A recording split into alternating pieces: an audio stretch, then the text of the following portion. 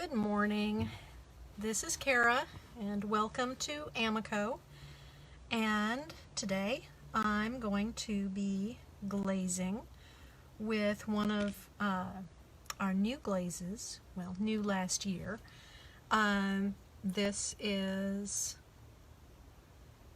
a combination of Chai Matte from our Shino series and Satin Oribe, which came out in 2019. I realize we might be a little early, so I'm going to be waiting for people to join us a little bit. So I'm going to prepare my bisqueware for glazing. So I just take a damp sponge, sponge it off. You do not need to rinse ware, and if you actually run it underneath a faucet, you may need to wait a little bit before you can glaze. So I just use a damp sponge and it's ready to go. So to replicate this vase, Chai Matte Shino and Satin Oribe, I started with Chai Matte Shino and the Shino series is kind of okay, there we go. The Shino series did not want to be open today. So the Shino series are glazes that replicate the look of traditional Asian Shino glazes. They're great on texture. They're kind of rustic looking. They are very high in iron, and so even if you're using them on a white clay like I am, this is 11M, which is AMACO's A-Mix clay. It's a white stoneware.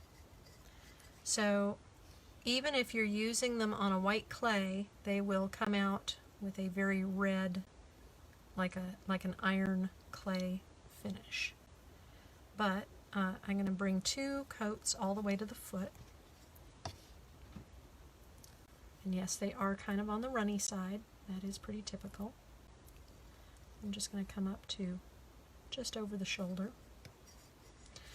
And I'm not worried about making it a very even coating, because these glazes kind of look more interesting, kind of more of that rustic look, when they're not even. So I just want to, but I want to make sure that it's a nice, generous coat. So, as I said, they're kind of rustic looking. They really do best if you get 3 solid coats on. So if you're using them and you find that they're always coming out brown instead of, like, say you're using an oolong or acai, and they're just coming out brown without the so I am doing the second coat at this point. I realize it's most of the time I have to wait a while for a first coat to dry, but the Shinos dry pretty quickly. So anyway, if you're finding that your color is not showing up, the main color, like for oolong it would be green, for acai it would be like a dark gray blue. If that main color isn't showing up, you need to go a bit thicker. And that can be tough because these are very, very thin glazes when they come out of the jar. If you're worried about getting it too thick, or if you have a texture that's really subtle and you're worried about it not showing up with too thick an application, what you can do is apply 1 or 2 coats and then sponge it back and then apply 1 or 2 more coats on top of that, so that you have the glaze sinks into the texture of the piece, and you get a thicker area in that textured area, in those textured parts. So something like this, for example, you can apply it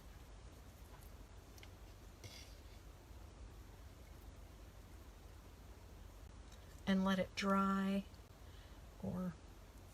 and then sponge it back, so you still have a lot in the crevices.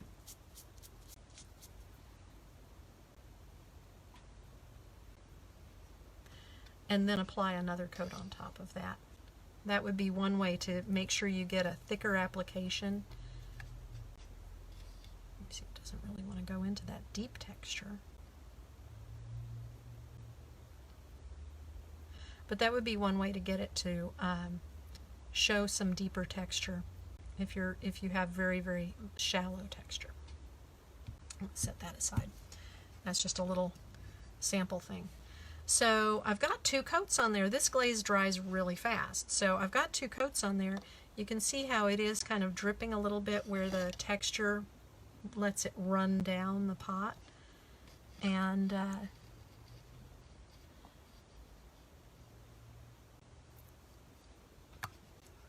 I'm going to put a 3rd coat just around that textured band.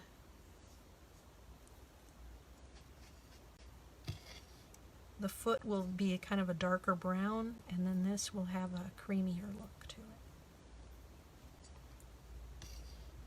Now, another thing about the Shino matte glazes is that they're going to be a little bit more satin at cone 6 and a little bit drier at cone 5.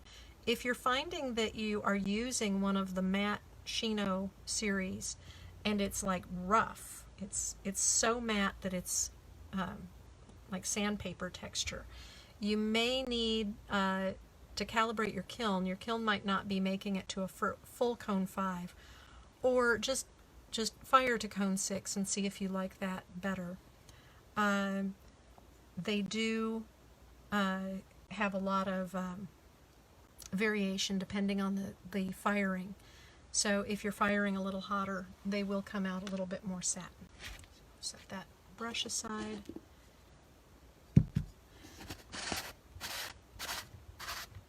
So they'll look the same on all clay bodies, regardless as to whether your clay body is red or white. It will give it the appearance of a red clay. You can see how it comes out, that really darker color. They're also pretty stable, so I can take that glaze all the way to the foot, and as long as I'm not letting it run onto the foot, it will stay right where I need it to be. Which I really like about a glaze. I know that a lot of people worry about their kiln shelves. So the Shinos, whether they're matte or glossy, they don't move very much. Like the Celadons, they'll stay put. So this is a combination that I just recently had tried out and I thought was quite nice. And some other glazes that I really love with the Shino series are the frosted glazes, the PC frosted glazes. Like we have frosted turquoise and frosted melon. Both have a really rustic, kind of almost crackled kind of look, even though they're silky satin glazes. And over the Shinos, they really do look very, very rustic. I also really like the lustrous jade with any of the Shinos. Textured amber, not textured amber brown, but textured amber is also kind of a matte glaze, and it almost gets a sparkle in some instances. Tourmaline and Art Deco green are also some PC glazes that look really nice with the Shinos. So glazes that kind of are more rustic are great combinations. And of course, here we have the Satin Oribe. So this is already dry to the touch. So I'm going to go ahead and put coat number 1 of Satin Oribe. Sorry, that was really quick.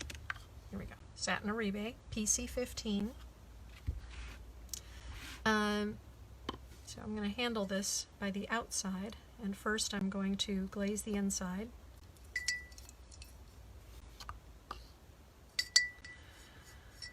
So I feel like our Shino series sometimes gets forgotten with all the PC layering, and they're really beautiful glazes, especially if you're looking for something that is a more natural appearance and a little bit more subtle. I got a spot of glaze there, but I'm just going to leave it. I'm going to bring the Satin Oribe right down to the shoulder.